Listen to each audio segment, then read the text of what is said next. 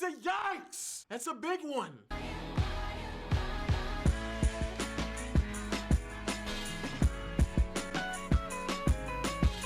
What's good, Digital Trap Squad? Y'all know what it is, bruh. Look, check me out, right? Whenever we have dynamic conversations about Yellow Rangers and the PR universe, the conversation normally goes to the OGs. Then sometimes it might be, hey, that time traveler was pretty dope. Okay. Some of the kitty bops want to mention the Air Force pilot. Okay, I got it. Or somebody who stood tall when the world basically ended and then later on came back. But she stood tall. No. Today we're going to talk about the most underappreciated and one of the coolest yellows in the history of the franchise. Dustin Brooks from Power Rangers Ninja Storm. Oh yeah, baby, yeah! Well, I guess no one's laughing at the comic book geek now, are they? We all love different characters in this pop culture space for a variety of reasons, right? We normally see a piece of ourselves in them. Well, Dustin is one of them rare characters that I think everybody sees a small piece of themselves inside of him, right? First off, this dude was living the superhero life before the superhero stuff really got started, right?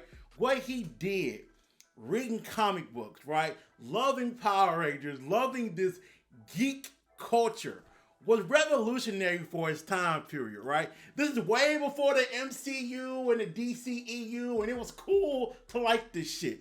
He was liking it back when it wasn't cool, right? You have that. But then also, another thing about him, being so confident in his morph. Dude, watch and learn. Ninja Storm, Ranger form. Ha! But he was also living that double life. My mans was working retail. Damn. I did that for 3 years. Backstory on Marcus Digital. And I ain't never, ever doing that again.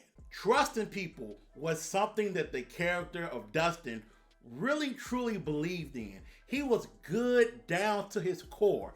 On some Captain America type shit, right? On some Billy Batson type shit. Pure of heart.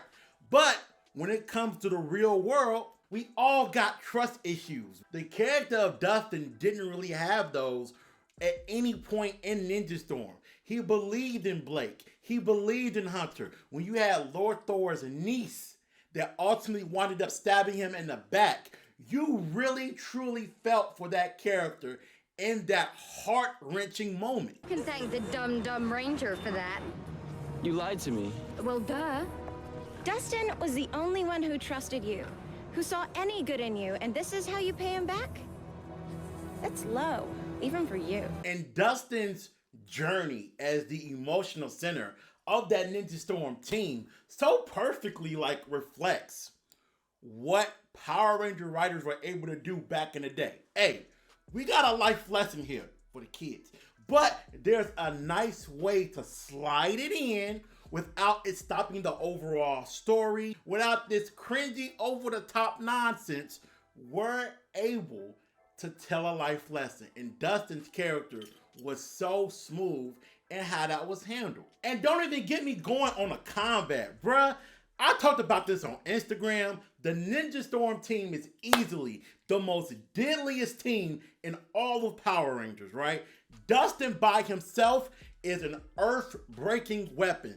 This dude with the lion hammer that can cause shatters and shimmers anywhere he strikes it. Awesome. Then you throw in the fact that he has his traditional ninja blade on his back that Cam can upgrade to different things. Okay, I see the drip. I see the swag. But then, to top it all off, this dude has abilities outside of his Ranger costume, right? So, he's in competition with Aisha from the Ninja arc in MMPR. He's in competition with Katie from Time Force. He's in competition with Kira from Dino Thunder and a few other Yellow Rangers that have powers outside of their suit. But when you throw in his hand-to-hand combat, the fact that he was actually trained to be a lethal weapon prior to getting his morphing abilities, this dude, bruh, will put you in a body bag. I swear to God.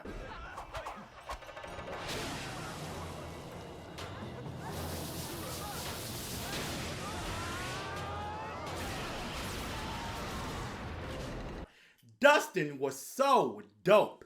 And I've spoken in the past about Jen from Time Force and how she shattered the mold. And she did, right? We're talking early 2000s, Pink Rangers. Hey, put that skirt on and stand behind the Red Ranger. And then Tommy's gonna bang you from the back when nobody's looking. Pink Ranger, ladies and gentlemen. But when it came to him being the first human Yellow Ranger, you thought you was gonna get me, bitch. I did my research. Yeah. You almost got me. He shattered the mold, right? Because at that point, Yellows were not looked at as cool or really interesting to majority of boys growing up. I'm just keeping this shit a buck from what I remember in my childhood.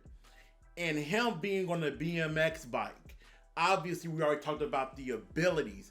And then the Lion Zord being a fucking Ferris wheel ride was a piece of Power Rangers that's so stupid, but then so cool at the same time. It's like, okay, some people just died, but damn, that's kind of cool. That's a piece of one of the best Power Rangers from the history of the show, Dustin Brooks, bruh. So many cool things if we talk about other Rangers from the franchise across different seasons and different teams. This video's too long. Goodbye.